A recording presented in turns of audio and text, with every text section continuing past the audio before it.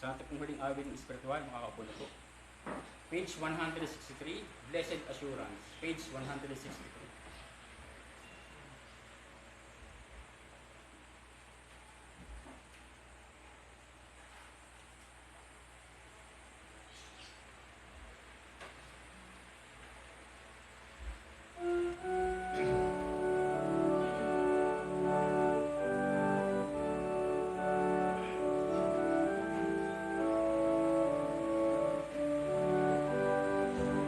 Blessed assurance, sing. Blessed assurance, Jesus is mine. Oh, what a foretaste of glory divine. Heir of salvation, purchase of God, born of His Spirit, washed in His blood. This is my story, this is my song, praising my Savior all the day long. This is my story, this is my song, praising my Savior all the day long.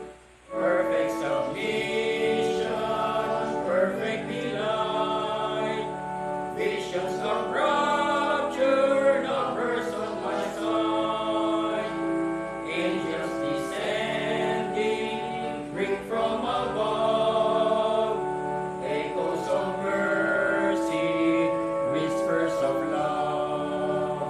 This is my story, this is my song, praising my Savior all the day long. This is my story, this is my song, praising my Savior all the day long. Last stanza. Perfect submission, all is at rest. I in my Savior, I'm happy and blessed. Watching and waiting, looking above, filled with His goodness, lost in His love. This is my story, this is my song, praising my Savior all the day long. This is my story, this is my song, praising my Savior all the day long. Ngayon pong umaga sa muli po natin pag-aaral ng salita po ng ating Panginoon Hesus Kristo, ating pong muli tawagin ng ating mga ngaral si Pastor Norman Millares.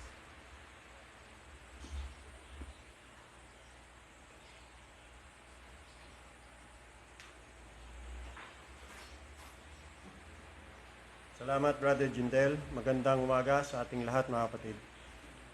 Buksan natin muli ang ating mga Bible sa Hebrews chapter 12. Hebrews chapter 12. Umpisa natin sa talatang 5 at 6. Hebrews chapter 12, verse 5 and 6. Verses 5 and 6. Narito sa English King James Version. And ye have forgotten the exhortation which speaketh unto you as unto children, My son, despise not thou the chastening of the Lord, nor faint when thou art rebuked of him. For whom the Lord loveth, he chasteneth, and scourgeth every son whom he receiveth. Tagalog. At nakalimutan na ninyo ang pangaral na sinasabi niya sa inyo bilang mga anak. Anak ko, huwag mong ipagwalang bahala ang disiplina ng Panginoon.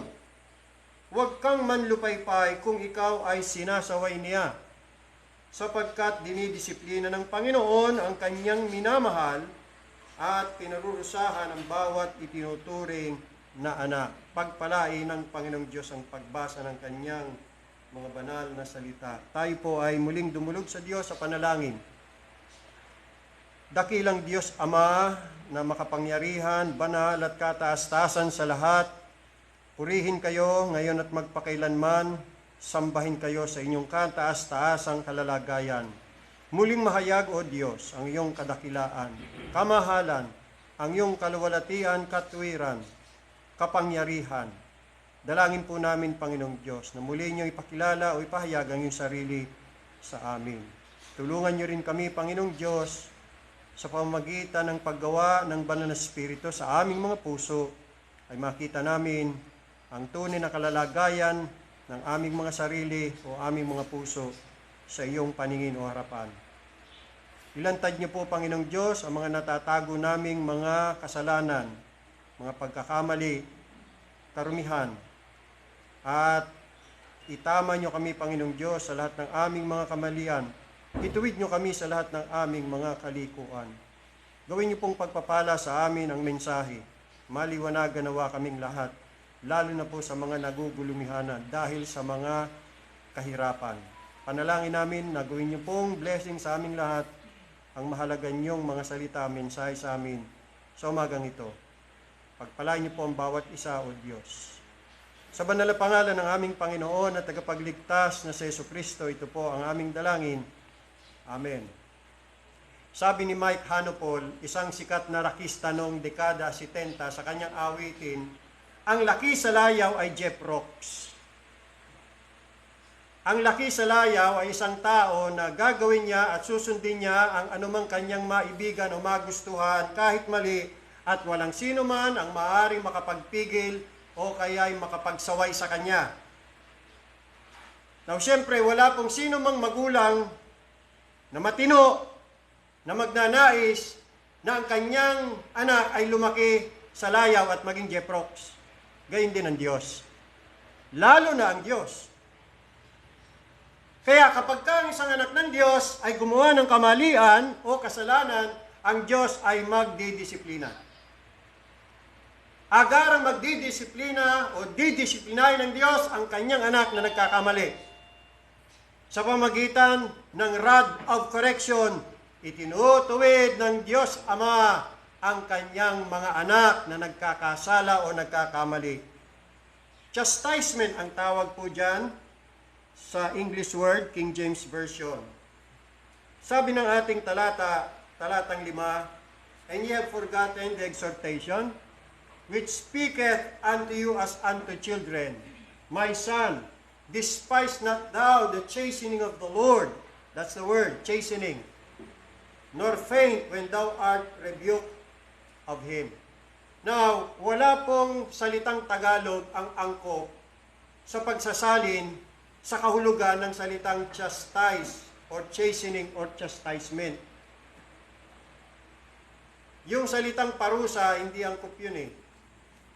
Kundi, ang salitang chastisement ay nagpapahiwatig ng sa aking tansya 4 na kahulugan o prinsipyo. Pagdidisiplina or discipline, pagtutuwid or correction, pagsasanay or training, at pagtuturo or education. Yan ang mga prinsipyo o konsepto na nakapaloob sa salitang chastisement or chastening. Pagdidisiplina, pagtutuwid, pagsasanay, pagtuturo. Ngayon, ano ang salita dyan sa Tagalog? Wala. Mahirap isalin sa Tagalog. Pero sa English word, chastisement, chastise, chasten. Yan.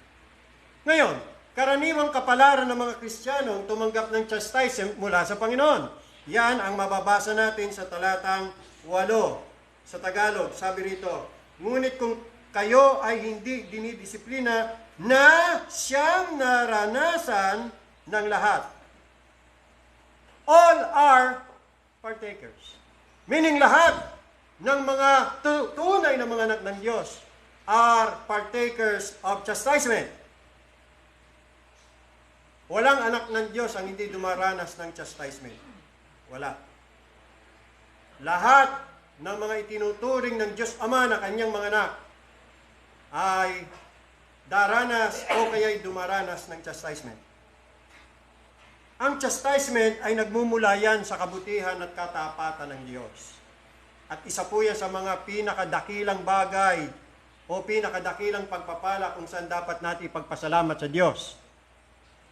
Ang chastisement ay nagpapatunay ng pag-ibig o pagmamahal ng Diyos sa atin at sa ating pagiging kanyang mga anak.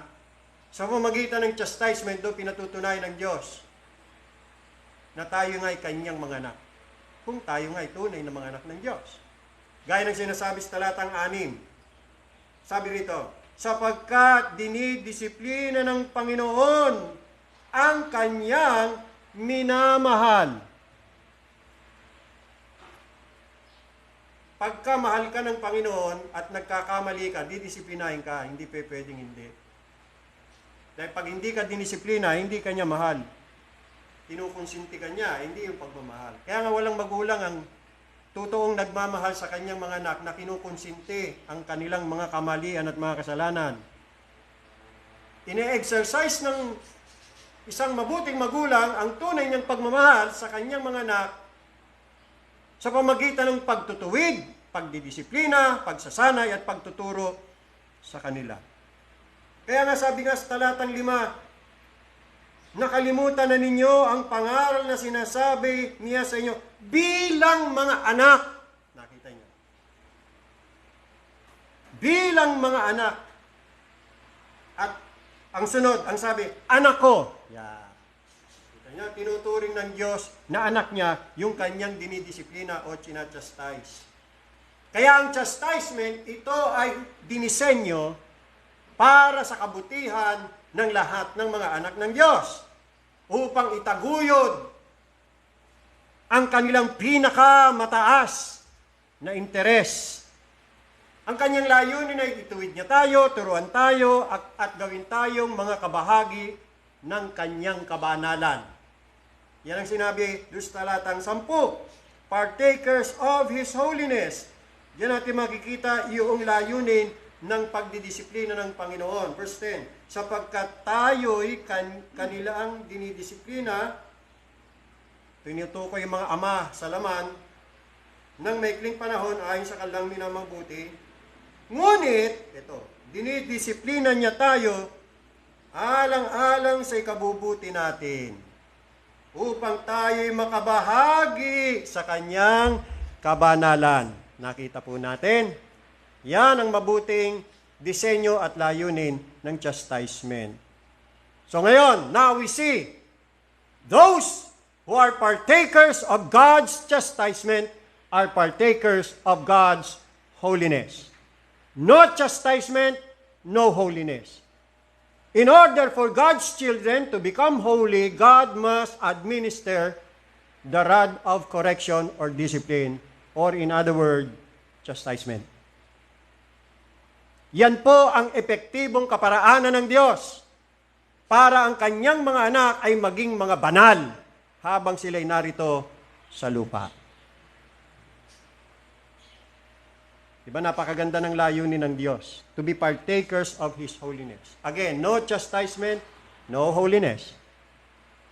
Holiness, if there will be holiness, there must be chastisement. God must administer the rod of discipline or correction.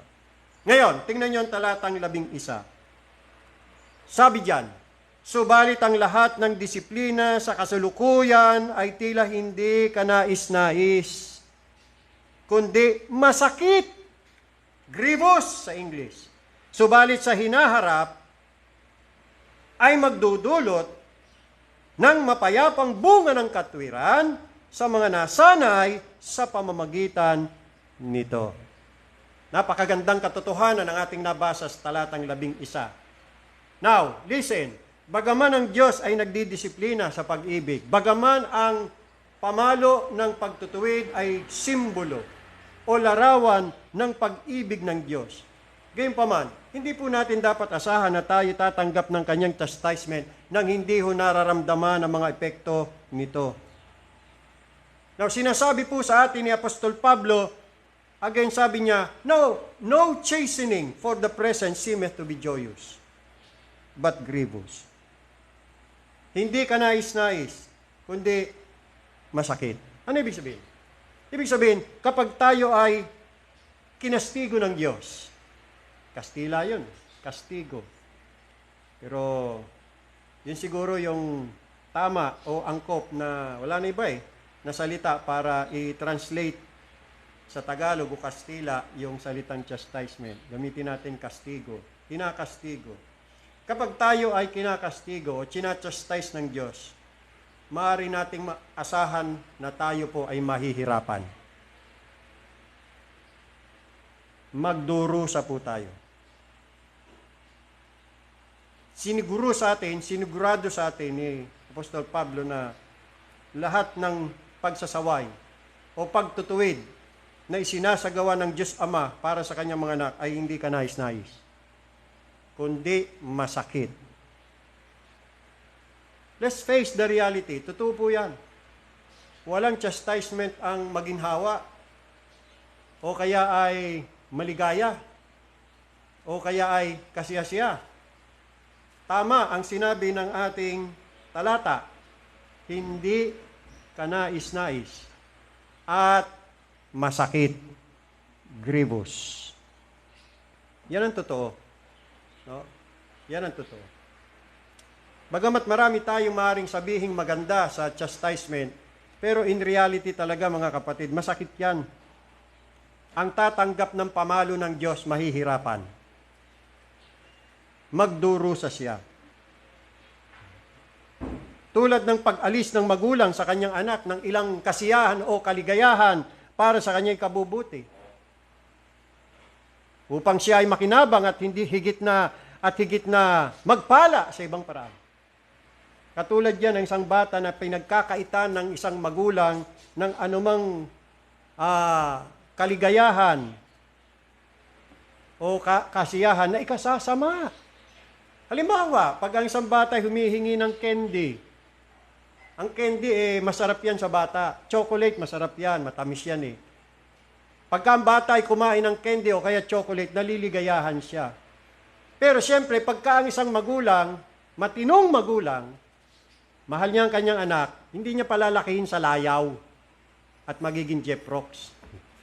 Kasi alam ng magulang na pag palagi niyang bibigyan ng kanyang anak ng candy o chocolate, makaka-epekto yan ng masama o kaya magdudulot yan ng kasamaan sa kanyang kalusugan. Di ba? You know what I mean? Ganon din ho ang Diyos. May mga bagay na maaari niya ipagkait sa atin. At dahil dyan, hindi yan magiging kanais-nais sa atin. At magiging masakit. At iyan mga kapatid, na dapat nating maintindihan at maunawaan, yan ang pangunahing dahilan kung bakit karamihan sa mga anak ng Diyos ay kanilang inaayawan o kinasusuklaman ang chastisement. Kaya hindi kanais-nais. Walang may gusto. In other words. Ngayon, hindi lahat ng chastisement ay pinabanal sa mga tumatanggap nito.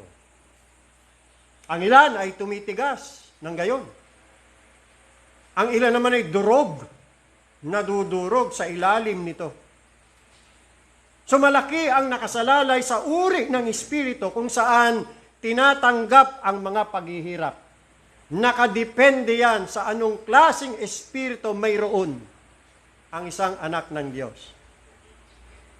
Na walang virtue sa mga pagsubok o trials. Walang virtue sa kabagabagan o trouble sa kanilang sarili. Sa mga troubles at saka sa mga trials themselves, walang virtue. Walang benepisyo dyan Listen, makikinabang lamang ang isang Kristiyano kung ang mga chastisement ay pinagpala ng Diyos. It is only as God blesses chastisement that we profit thereby. Let me repeat, it is only as God blesses chastisement that we profit thereby. Unless the Lord bless our trials, afflictions, adversity, walang may dudulot na pakinabang. Wala. Gaya ng nasabi ko na kanina, maaaring mauwi pa nga yan sa pagiging matigas at panlulupaypay. May mga nadudurog, may mga tumitigas. Yan. Gaya ng ipinababatid sa atin ng talatang 11, basahin natin, na yaong mga nagsipagsanay lamang sa ilalim ng pamalo ng Diyos, ang alin? Ang namumunga ng mapayapa na bunga ng katwiran. Nakita niyan? Basahin natin ulit. Subalit ang lahat ng disiplina sa kasalukuyan ay tila hindi ka nais-nais kundi masakit.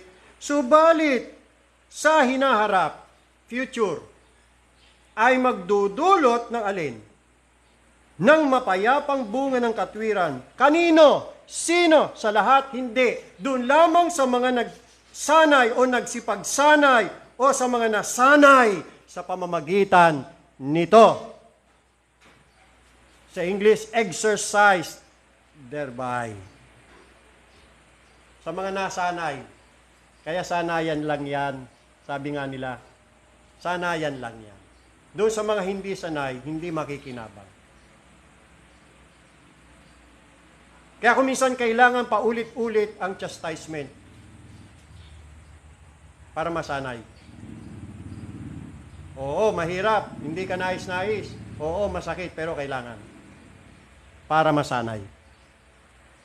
Nakita nyo, ang konsepto ng chastisement, training. Parang militar, ano? Parang atleta. Kailangan sanayin. Masanay sa lahat ng rigorous training, sa lahat ng hirap, pero makikinabang naman. Ganyan po ang prosesong ginagawa ng Diyos sa lahat ng kanyang mga anak. Yan. Kaya ang kailangan ay isang sensitibong konsyensya at isang malambot na puso ang dapat idagdag, ang dapat nating taglayin. Sensitibong konsyensya, malambot na puso. Yan ang mga katangiang kailangan para doon sa mga isasanay sa training. Ngayon, sa ating teksto, ang Kristiyano ay binalaan laban sa dalawang ganap na magkaibang panganib. Una, ang sabi rito sa talatang 5, dalawang magkaibang panganib sa mga tumatanggap ng chastisement. Ito ang sabi, anak ko, huwag mong una ipagwalang bahala. Despise not thou the chastening of the Lord. Pangalawa, nor faint when thou art rebuked. Yan yung dalawa. Ipagwalang bahala. Ikalawa, manlupaypay.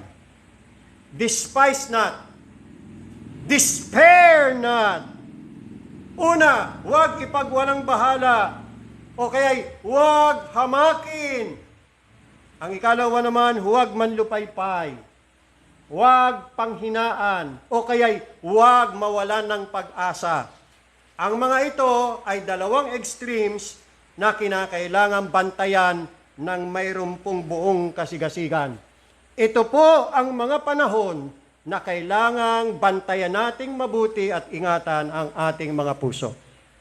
Actually, ito'y pagpapatuloy pa rin ang ating pag-aaral tungkol sa pagbabantay o pag-iingat ng puso. Keep your heart, the Bible says, with all diligence, for out of it are the issues of life. We have to guard our hearts. We must protect it from these two extreme dangers, and that is despising the rod and fainting under God's rod of chastisement.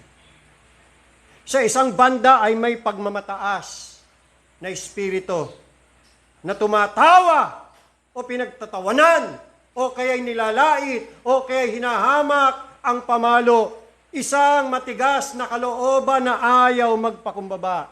Sa kabilang banda naman, mayroong isang nanghihina na lubos na lumulubog sa ilalim nito at nagbibigay daan sa kawalan ng pag-asa. Despise the rod. That is the active aspect.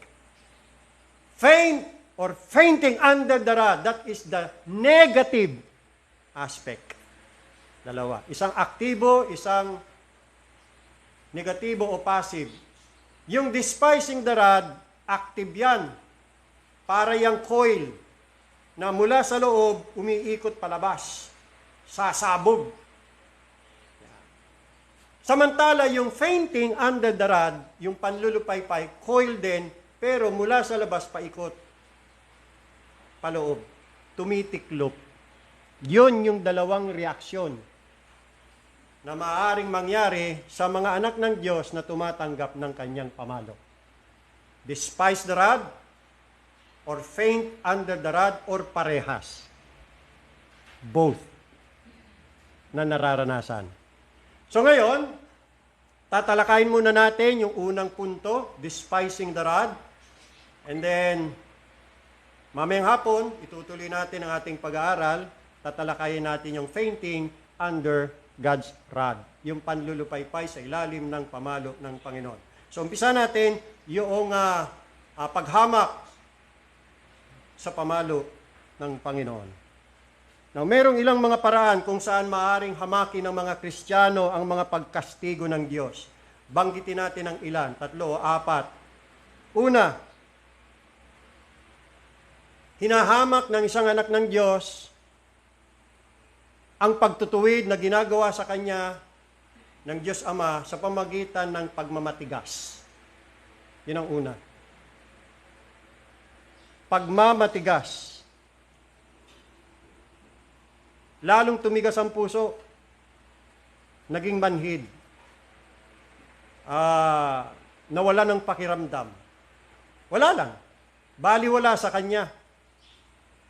Actually, dalawa yan eh. Baliwala o kaya dinaramdam ng lubha, kaya ang reaksyon, mapait. Ang nararamdaman at galit. Galit. Kanino galit? Eh di sa Diyos. Para sa isang Kristiyano na salungatin ang mga kahirapan, yan ay paghamak sa chastisement ng Diyos. Marami sa mga mananampalataya, ganyan ang nagiging reaksyon kapag ka tumatanggap ng adversity sa buhay. Nagagalit sa Diyos.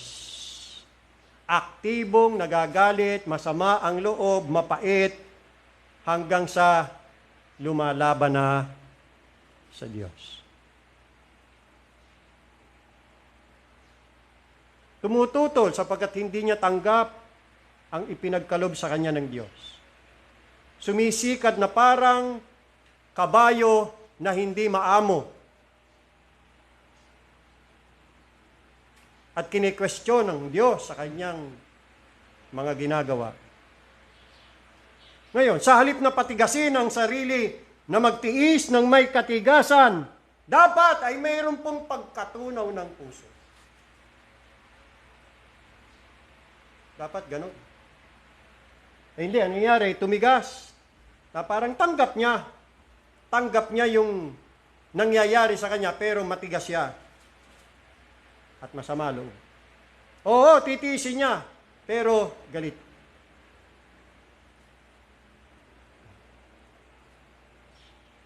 Yun ang pagmamatigas.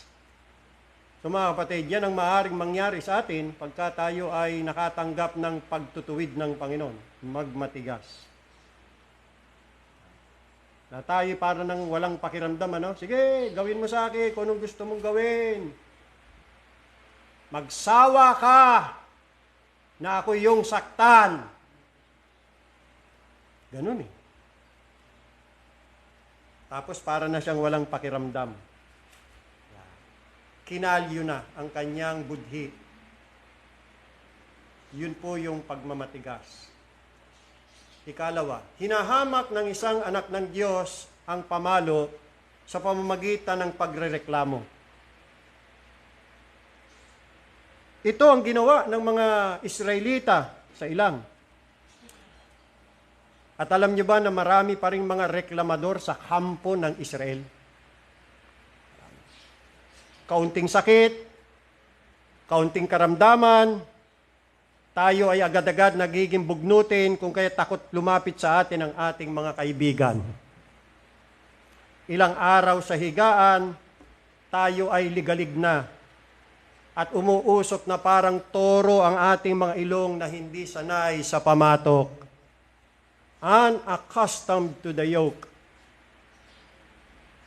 Ayaw ng pamatok. Ayaw.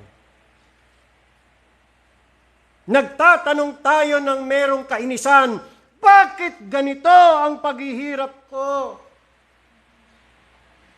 Ano ba ang ginawa ko para maging karapat-dapat sa kahirapang ito? Yan. Yan ang mga tanong.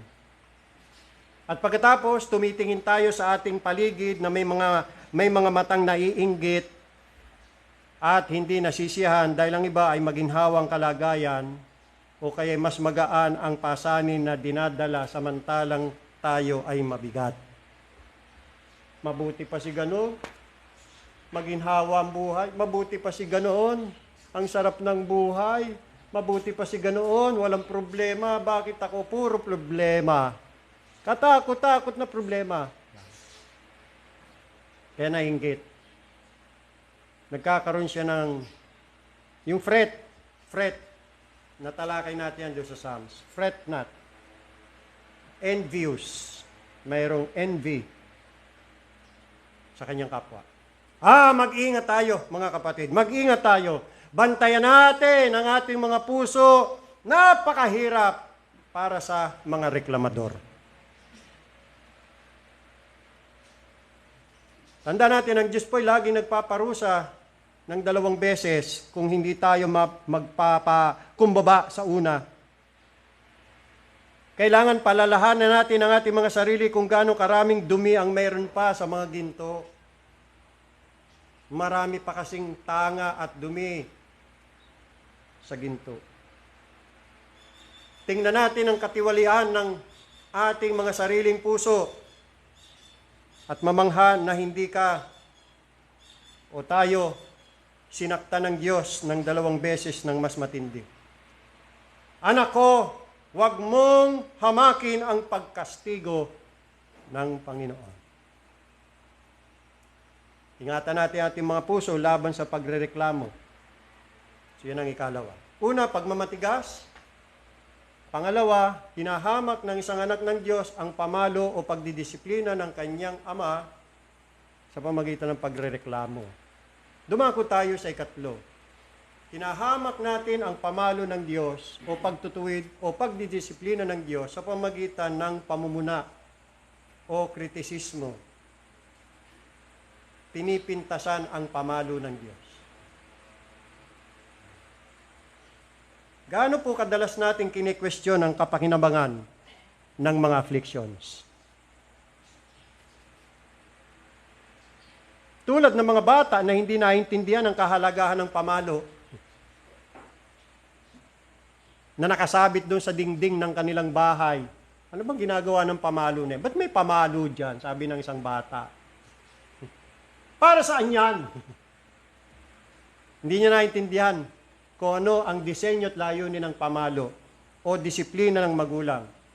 Ganon din sa kasawiang palad sa mga anak ng Diyos. Kapag ka mga bagay ay nangyayari ayon sa gusto natin, kapag ka ang mga temporal blessings na hindi naasahan ay dumating, o kaya ipinagkalob, hindi ho tayo nahihirapang ituring lahat sa mabuting probidensya ng Diyos. Gaya nga ng nasabi natin, tanggap natin yung expression na the Lord gave. Walang problema dyan.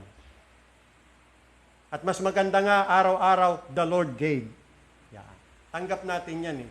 Pero kapag ang ating mga plano ay nahadlangan, Kapag ang mga pagkalugi ay naranasan, ibang usapan na yan. Ibang usapan na yan. Gayunpaman, hindi ba sabi ng Panginoon doon sa Isaiah 45, talatang 17 o talatang 7, basahin natin mga kapatid, Isaiah 45:7. Hindi ba ito ang sabi ng Panginoon? Aking inilagay ang liwanag at nililikha ko ang kadiliman. Ako'y gumagawa ng kaginhawaan at lumilika ako ng kapahamakan. Ako ang Panginoon na gumagawa ng lahat ng mga bagay na ito, mabuti man o masama. Bagamat ang Diyos, hindi ho siyang may akda ng kasalanan or moral evil. Ang tinutukoy diyang kapahamakan o kasamaan ay natural evil. The Hebrew word is ra, R-A-H. Nang ibig sabihin ay calamity, adversity, afflictions, troubles, trials. So ang Diyos ang gumawa niyan. Bilang bunga ng mga kasalanan ng mga tao. Pakita lang yan mga kapatid na kapag ka ang tao ay gumagawa ng kasalanan, hindi ho nasisiya ng Diyos. At hindi ho papayag ang Diyos na ang taong gumagawa ng kasalanan ay maging maligaya sa paggawa niya ng kanyang kasalanan. Gagawa ang Diyos ng paraan na yung taong gumagawa ng kasalanan ay maghirap at magdusa. Paaanin ng Diyos sa kanya ang kanyang mga kasalanan. Kaya may evil. At sabi ng Panginoon, ako ang gumawa ng yan. I create evil. Again, let me emphasize, it's not moral evil, huh? Take note, it's not moral evil, natural evil, adversity, calamity, mga problema sa buhay, bilang bunga ng mga kasalanan. See? Siyang gumawa. Tingnan nyo, gaano kadalas ang bagay na inanyuan ay handang magreklamo, bakit mo ako ginawang ganito? Di ba? Ganun palagi ang angal ng putik sa magpapaliyok. Bakit mo ako ginawang ganito? Sinasabi natin, talagang hindi ko maintindihan kung paano ito magiging kapaki-pakinabang sa aking kaluluwa. Hindi ko maintindihan kung bakit itong mga kahirapang ito, itong mga sunod-sunod na mga kalamidad, itong mga sunod-sunod na mga adversities and affliction ay magiging kapakinabangan sa akin. Sa papaanong paraan magiging kapaki-pakinabang yan? Meron bang pwedeng magpaliwanag?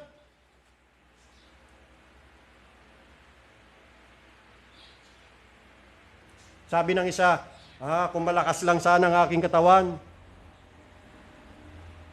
Kung mayroon lang akong mas mabuting kalusugan, makakadulo ako sa lahat ng mga pagtitipon na mas madalas. Naku, kung ako lang ay nakaligtas sa pagkalugi sa aking negosyo, bisin sana ay mayroon akong pera, marami akong pera, at dahil dyan ay makakatulong ako para sa gawain ng Panginoon. Ano kayang magandang may dudulot ng kalamidad na ito sa aking buhay? So ano ibig sabihin? Pinipintasan mo ang ginagawa ng Diyos sa iyong buhay? At ikaw ay katulad ni Jacob, na minsan ay naibulalas niya sa kanyang sarili, lahat ng mga bagay na ito ay laban sa akin.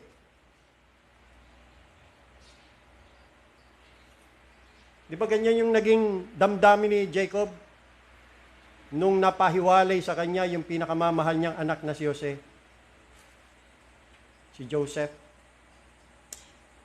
Tapos dumating sa punto na ibinabargain naman ngayon si Benjamin kapalit. Hindi kasi nila alam na si Joseph yung kausap nila. Boy pa si Joseph. Akala kasi nila si Joseph patay na eh. Ang gusto ni Joseph, dalhin sa kanya yung kapatid niyang si Benjamin. Para mapatunayan nila na hindi sila espiya. Kasi nakusahan sila ni Joseph, mga espiya kayo, no? Hindi kami mga espiya. Totoo po yung aming mga sinabi sa inyo. Talagang meron po kaming tatay, ang pangalan Jacob. At meron pa kami isang kapatid, ang pangalan Benjamin. Kung totoo ang sinasabi ninyo, dalhin nyo rito yung sinasabi ninyong bunsong kapatid ninyo, si Benjamin. Kasi gusto makita niya. Nung nalaman niya ni Jacob, tutol siya. Kaya nasabi niyang lahat ng mga bagay na ito ay laban sa akin. Ano ito? Hindi ba paghamak yan sa pamalo ng Diyos? My son, despise not thou the chastening of the Lord. Ano ito? Hinahamon ba natin? Hinahamon ba natin sa pamagitan ng ating kamangmangan ang karunungan ng Diyos? Are we trying to arraign God's omniscience by our short-sightedness? This is in effect questioning God's wisdom. Na para bagang mali ang ginagawa ng Diyos sa iyo at sa akin. Mali. Nun, tama. Halimbawa, ikaw ang tanungin, ako ang tanungin ng Diyos. O kung mali ang nangyayari sa iyo, anong tama? So in effect, you are instructing God. In effect, you are now teaching God. Tinuturuan mo na ngayon ng Diyos. Ngayon ang tanong, sino ang naging tagapayo ng Diyos? Who hath been His counselor? You? Me? Us? Basahin natin ang Roma 11:34. Romans chapter 11.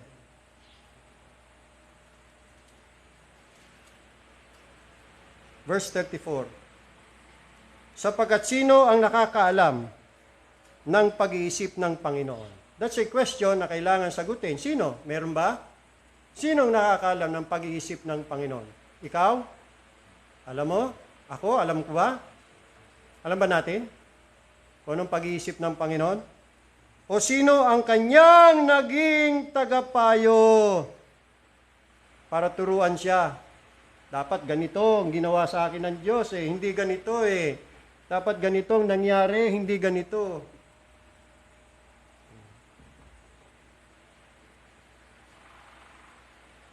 Sige, ikaw nang maging Diyos.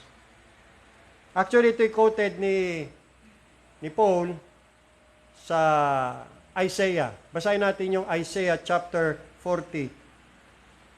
Isaiah chapter 40 para makita natin kabuuang katotohanan. Isaiah chapter 40, talatang 13. Sinong pumatnubay sa Espiritu ng Panginoon? Tanong pa rin, ano? At kung kaya ba nating sagutin yan? O bilang kanyang tagapayo ay nagturo sa kanya? Yun! Sinong naging tagapayo ng Diyos, na tinuruan ng Diyos na dapat ganitong ginawa mo sa akin, hindi ganito. Ayoko nito, ayoko nangyayaring ito sa akin, ayoko yan, ayoko yan, ayoko yan. That is contending against the Almighty. At isa yung paraan ng paglaban o kaya'y paghamak sa pamalo ng Diyos. Pinipintasan, pinupuna yung ginagawa ng Diyos sa kanyang buhay. Yes, mga kapatid, sometimes you are guilty of that. Or most of the time. Kasi nga hindi tayo nakakaunawa.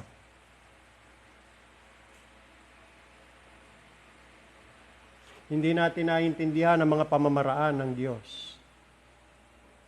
Hindi. Kaya, kine-question natin ang Diyos sa kanyang mga ginagawa.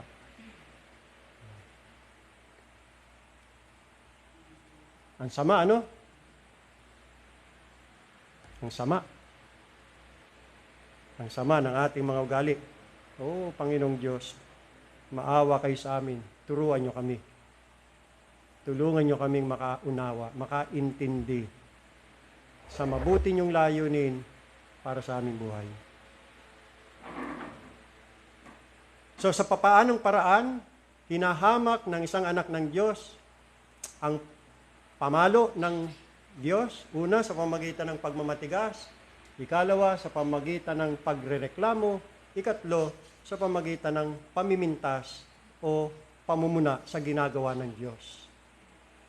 In effect, tinuturuan ng Diyos. Yung tao na ang nagiging tagapayo ng Diyos. Kung ano dapat gawin niya. Kung ano dapat gawin ng Diyos sa kanyang buhay. Kita niyo kung gaano tayo kahangal? Nakita niyo ba kung gaano tayo kahangal? May pagkahangal din tayo eh. Meron din tayong mangmang. Yan yun mga kapatid, yung pinagpe-pray natin na Panginoon, siyasatin niyo po ang aming mga puso, ilantad ninyo kung anong tunay na nilalaman ng aming mga puso. Ayan!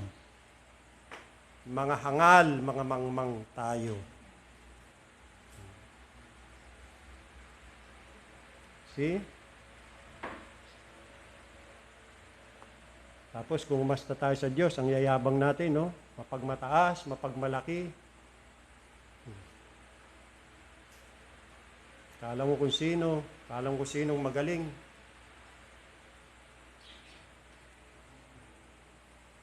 Dumako tayo sa pang-apat, mga kapatid. Paano hinahamak ang pamalo ng Diyos? Panghuli, sa pamagitan ng pagbabaliwala. Again, ang sabi ng ating, balik tayo dun sa ating teksto, anak ko, huwag mong baliwalain ang pamalo. Yan. Huwag mong pawalang halaga. Yun. Pinawawalang halaga. Napakarami sa mga anak ng Diyos ang nakaranas ng pamalo ng pagtutuwid ng Diyos. Pero anong nangyari? Anong naging pakinabang sa kanila? Wala, kundi bigo na naisaayos ang kanilang mga daan o bigo na naisaayos ang kanilang mga sarili. Wala. Wala. Wala. Walang naidulot na pakinabang. Hindi rin naisaayos o kaya'y naituwid ang sarili. Wala. Hindi naitama yung mali. Hindi naituwid yung kalikuan. Ang pangaral na ito, ang pangaral ng ating teksto, ay talaga namang lubhang kailangan ng lahat, mga kapatid. Kailangan nating lahat. Marami ang hinamak, ang pamalo, marami ang binaliwala, ang pagtutuwid ng Diyos, dahil dito, hindi sila nakinabang. Marami sa mga Kristiyano ang itinuwid ng Diyos, pero walang kabuluhan. Wa-epek. Hindi tinablan. Kasi manhid. Walang pakiramdam. O kaya hindi naintindihan. Walang pagkaunawa. Dumating ang karamdaman, dumating ang mga kabiguan, dumating ang kalugihan, dumating ang kawalan, dumating ang pagluluksa, ang kadalamatian, ang pagbabaliktad ng mga pangyayari, pero hindi rin ito napabanal sa pamamagitan ng mapanalangin pagsusuri ng kanilang mga puso o mga sarili. Hindi humantong sa pagsisiyasat ng sarili at pagpapakumbaba sa harap ng kabanal-banalang Diyos. Hindi tinablan ang sarili, ang puso. Sa madaling salita, mga kapatid, ipinagwalang bahala ang pagdidisiplina ng Panginoon. At dahil saan? Dahil bakit? Sa anong dahilan? Maaaring meron siyang maling konsepto ng soberentiya ng Diyos. Meron siyang wrong application sa sovereignty ng Diyos. Yung bang nangyayaring kalamidad sa kanyang buhay, tanggap niya kasi sabi niya, sovereign ang Diyos. Wala akong magagawa. It sounds, kung titingnan mo, it sounds holy. Akala mo talagang godly, Pero hindi. Hindi humantong sa pagsasaliksik, sa pagsisiyasat ng puso at alamin at sabihin, Panginoon, ano ba ang aking naging kasalanan? Katulad kay Job. Yung kalamidad na dumating sa kanya, humantong yan sa pagpapakumbaba at pagsisiyasat ni Job sa kanyang sarili, sa kanyang puso. Tulad nito, basahin natin ang Job Kabanata 6. Sa Job chapter 6, sabi niya sa verse 24, dapat ganito Pagka mayroong dumarating na adversity, calamity, o chastisement ng Panginoon, or the rod of discipline, the rod of correction of God, dapat humantong sa ganito. Sa introspection, pagsisiyasat ng puso, ng sarili. Teach me, sabi niya sa Panginoon, sabi niya sa Diyos, sabi ni Job, teach me, and I will hold my tongue, and cause me to understand that in which I have erred. At ipaunawa mo sa akin kung ano ang aking napagkasalahan laban sa iyo. That's it. Again, ang nakikinabang sa pamalo ng Diyos na humahantong ito sa kabana't katwiran ay yung mga nagsipagsanay dito. The heart must be exercised. Another, in chapter 13, verse 23. Next verse, chapter 13, verse 23. How many? Nagtatanong si Job sa Diyos. Pero ang tanong niya ito, how many are mine iniquities and sins? Make me to know my transgression and my sin. Diba? Dapat ganyan. Hindi. Tanggap niya yung nangyari sa kanya, wala daw siyang magagawa kasi sovereign ng Diyos. Sovereignty yan. Anong na pala doon? Oo nga, dapat tanggap Pero ano tinuturo? May mensahe ang pamalo. Micah 6:9, hear ye the rod. At siya na humahawak doon sa pamalo, pakinggan natin siya. May message. Ano yung aral? Ano yung leksyon na itinuturo sa atin ng Panginoon? Mga kapatid, mag-ingat tayo, mag-ingat. Keep your heart with all diligence, for out of it are the issues of life. Kung itinutuwid ka ng Panginoon, kung itinutuwid ka ng Diyos, gunitain mo, sabi ng Biblia, o pag-isipan mo ang iyong mga lakad. Hagay 1:5. Hagay 1:5. Hagay chapter 1 verse 5.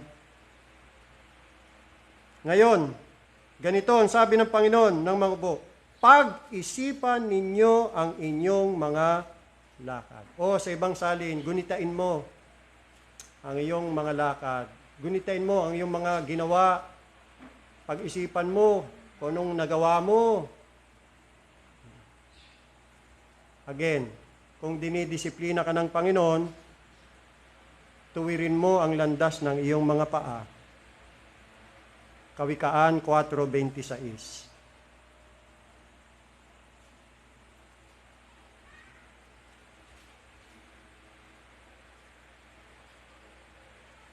Makakatiyak tayo mga kapatid na may mga ilang mga matuwid na kadahilanan kung bakit ang chastisement ay dumating sa iyo at sa akin.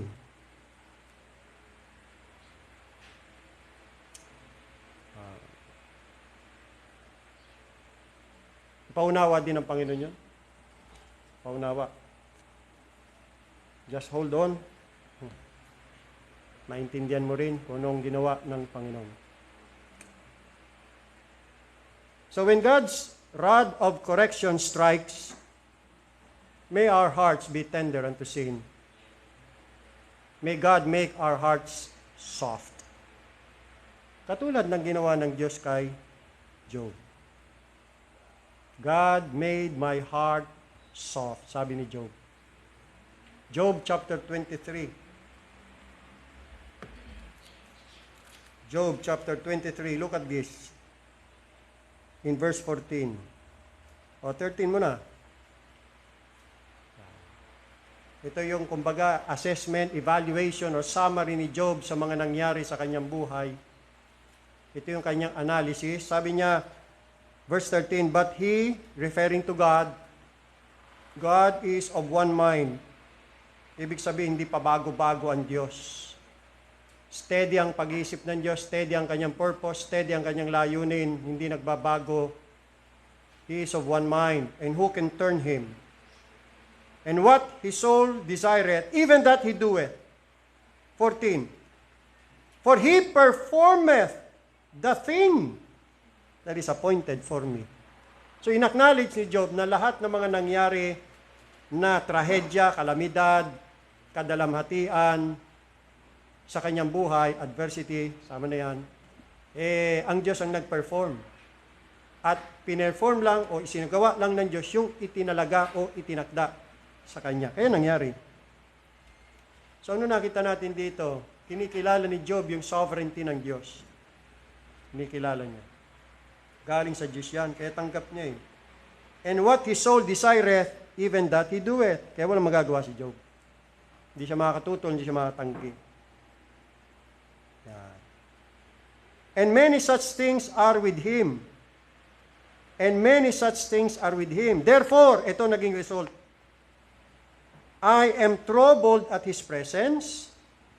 When I consider, yun yung sinasabi ni Prophet Haggai, consider your ways. Kaya nung kinonsider ni Job, when I consider, ano ang naging result? I am afraid of him.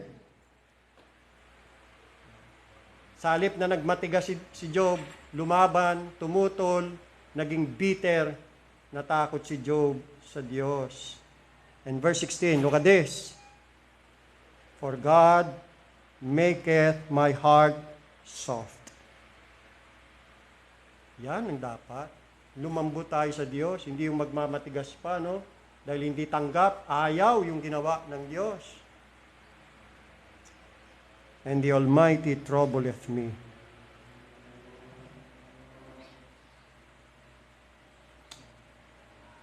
Yan ang lagi nating maging panalangin sa Panginoon. Pagdating sa ating mga puso, Panginoong Diyos, lagi niyo pong palambutin ang aking puso. So huwag tayong tatanggi, huwag tayong tututol, huwag tayong papalag, huwag tayong lalaban sa afflictive providences ng Diyos. Bagkus tayo ay magpakumbaba, humble ourselves under the mighty hand of God. Let us meekly submit ourselves to the sovereign will and pleasure of the Almighty. Remember that we are only clays in the hand of the potter.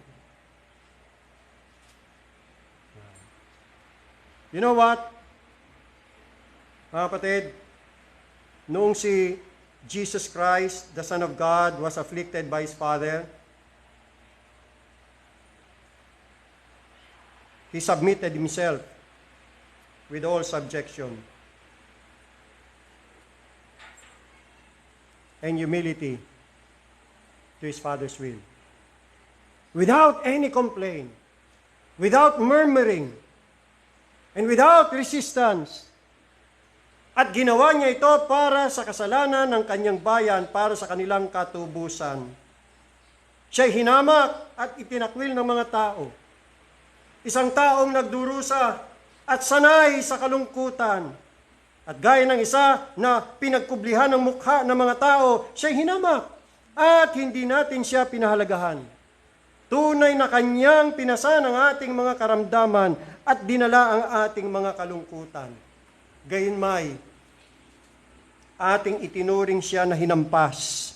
Sinaktan ng Diyos at pinahirapan. Ngunit siya ay nasugatan dahil sa ating mga pagsuway. Siya ay binugbog dahil sa ating mga kasamaan. Ipinataw sa kanya ang parusa para sa ating kapayapaan.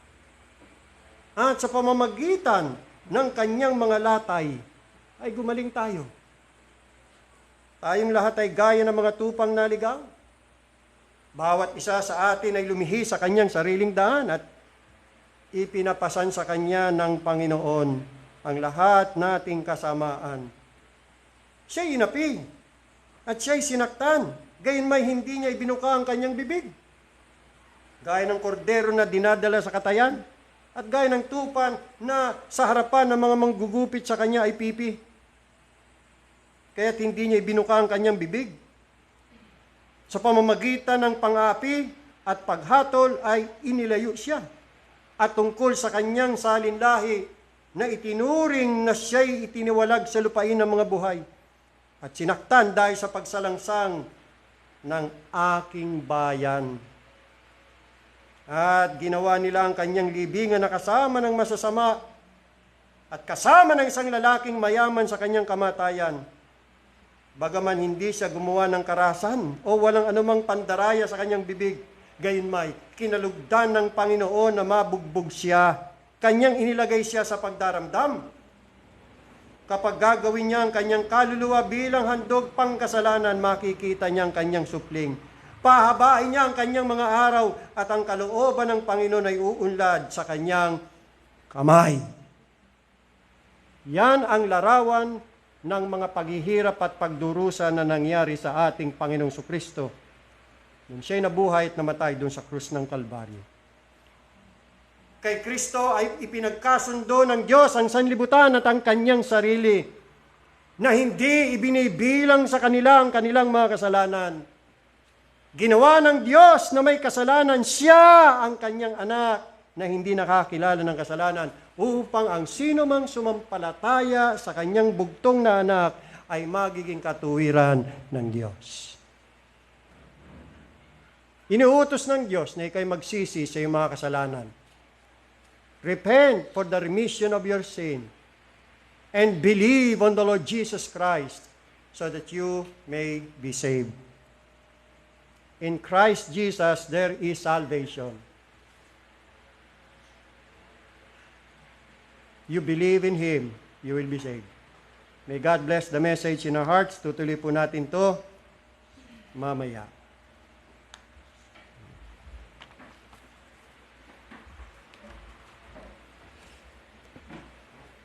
Manalangin tayo. Panginoon naming Diyos, maraming salamat sa iyong mensahe na nagpapaalala sa amin kapag ka dumarating ang hampas ng pamalo. O Panginoong Diyos, iligtas niyo kami mula sa aktibong aspeto ng pagtugon sa inyong mga pagtutuwid. Yung pong pagmamatigas, pagrereklamo, pamimintas at pagbabaliwala sa rod of correction, Panginoon Diyos. Patawarin niyo kami sa aming mga kasalanan. Tulungan niyo kami makaunawa, Panginoong Diyos. Huwag niyo pong hayaan na kami magkaroon ng mga pusong mapaghimagsik, matigas, lumalaban, tumututol sa iyong kalooban. Turuan niyo po kami maging mapagpakumbaba. To humble ourselves under your mighty hand. At umasa na in due time you will lift us up. O God, help us. Sustain us. Dagdagan niyo pa ang aming pananampalataya. At turuan niyo kaming lagi lamang manalig at magtiwala sa inyo.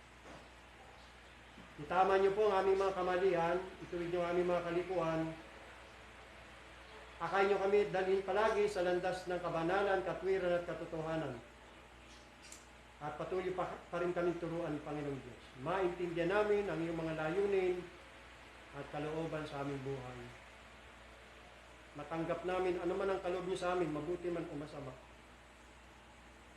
Sana'y matuto kami. Masanay kami. Masanay ang aming mga puso na sumunod sa inyo. Gawin niyo pong pagpapala, mensahe ito sa aming lahat, pag-asa at kaliwag. Patuloy pagpalain ang araw na ito, araw ng pangingilin, ng Sabat, sapagkat ito'y araw po ninyo, Panginoong Diyos, na dapat naming igalang at irespeto, ituring na banal, at iuuko lamang para sa inyo, sapagkat ito'y araw po ninyo. Hindi namin araw, ito po'y araw po ninyo na banal. Patuloy kaming magmumuni-muni, siyasatin ang mga puso, at gawin na, sundin na kung ano po ang iniutos nyo sa amin. Na wala nang patumpik-tumpik pa, o wala nang pagluwat pa, o pagdadalawang isip. Bagabagin nyo ang aming mga konsensya, at kami po, O Diyos, ay inyong pasunurin sa inyong mga utos. Tanggapin niyo aming pasalamat at papuri, at lagi niyo pong gagabayan ang aming buhay. Dalangin namin may mga karamdaman, pinagpe-pray po namin si Pastor Alex, patuloy siyang bigyan ng kalakasan, Sister Olive, si Pastor Orly Porto, ang aking misis na nasa ospital. Dalangin namin, O Diyos, ang inyong pagpapagaling sa kanya, na siya'y lumakas muli at maging normal na at makalabas na. At ganun din po ang mother ni Brother Kelvin. Salamat at wala ng pamamaga ng kanyang binti. Patuloy na makarecover siya. At sa iba pang may mga sakit, may mga karamdaman, aming inaalala sila, O Diyos. Mga mahal namin sa buhay, mga kapatiran namin, idinudulog sa luklukan ng biyaya. Si Brother Andong, si Brother Bobby, pinagpipray namin, Panginoong Diyos. Tulungan nawa niyo sila, Ama. Sa pamagitan ng mga trials and afflictions na ito ay maging blessing sa kanila, Panginoon Diyos, sa kanilang ipatututo, at maintindihan nila ang mensahe niyo at dealings niyo sa kanilang buhay. Salamat sa kalusugan, doon sa mga walang sakit, salamat. Malakas ang mga pangatawan, sana'y maintindihan nila yan, na sila'y maging grateful, thankful sa inyo, Panginoong Diyos. Matuto sila magpasalamat. Maayos, mabuti ang kanilang mga buhay. Kaya po, sana ito ay maging dahilan upang sila'y sumunod ng lubos sa inyo, Panginoon. Maraming salamat po. Purihin kayo ngayon at magpakailanman. Ang lahat na ito aming dalangin sa banal na pangalan ng aming Panginoon at tagapagligtas na si Jesucristo. Amen. Sambahin pa rin natin ating Diyos, awitin natin ang doxology. Praise God from whom all blessings flow. Praise Him all creatures here below.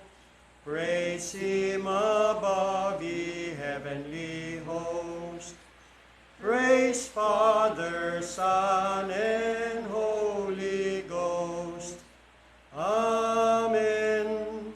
Amen. Amen.